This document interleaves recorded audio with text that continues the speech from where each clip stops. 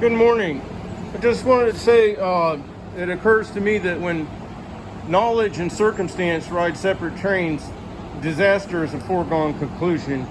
And in this case, as what's panning out today, the people that know about plant ecology don't also have the circumstance to understand the urgency. And so many times things happen that people say, oh my God, why didn't somebody do something? Why didn't the people that know do something? The people that knew didn't understand the urgency. Okay, so I talk to people with doctorates in plant ecology all the time. I'm working on another rake, by the way. When I put the taller tires on, the other geometry didn't work out. So instead of fooling with that, and everything on that geometry was attached to the grater blade, which kind of made a little bit of an encumbrance too. This time I'm just doing individual attachments and keeping them as light as possible. So that piece will go in there. Then off of that square part, I'll weld at an angle pipe, and the pipe will go into each of the rake heads. That way they're individually replaceable if they're damaged, and it'll have a geometry such that the tines are kind of digging under and pulling up the dethatch. And then of course there'll be a handle here to articulate it by pivoting it up, and it'll be a spring there to hold it up and a detent. Okay, so back to the other. The reason being is they understand, they can tell you all about plants, stoma, down-regulating genetic expression through hormone signaling and blah, blah, blah, all this stuff, right? And they know what causes it, low cutting every time.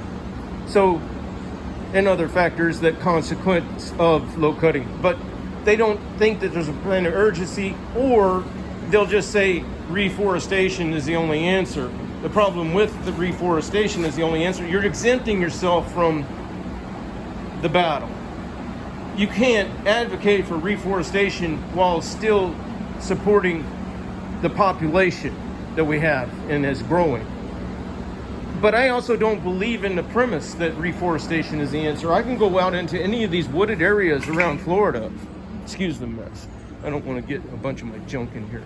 Okay, and you can dig a ½ inch into that soil and it's dry as can be, okay? So yes, there's a lot of leaves and everything that have the stomatocyte receptors and stuff that can engage in photosynthesis and give off oxygen and sequester carbon. True, but in true surface area, the lawn has more capability because of the power of trillions and because of how the sun hits it all at once, okay? So when you're dealing with things where you're trying to get sudden evaporation so you can trigger daily precipitation, then to have sun hitting a little bit here, a little bit there, a little bit there, that averages the uptake of evaporation and doesn't do the beneficial side of it, that in my perspective, and also as a proof or evidence of this, there's scientific studies that show overall greening of the planet. So after industrialization, after that, the key is, though, the way you manage the lawn. It has to be treated as an ecosystem. These plants are, 6 inches or higher is the way to cut it. And then you got that, you can build in that density. Now, right now, looking at my lawn, you're probably thinking, well, yours looks just as bad.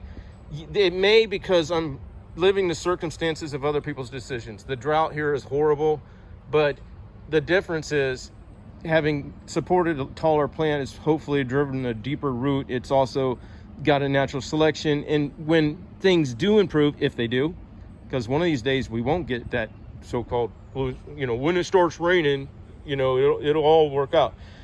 That's the problem. There may become a day when it don't start raining because the desiccating effect of all this land being basically strip mined, not only in the lack of shading and canopy, but also in the components of the soil that cannot retain moisture or absorb moisture.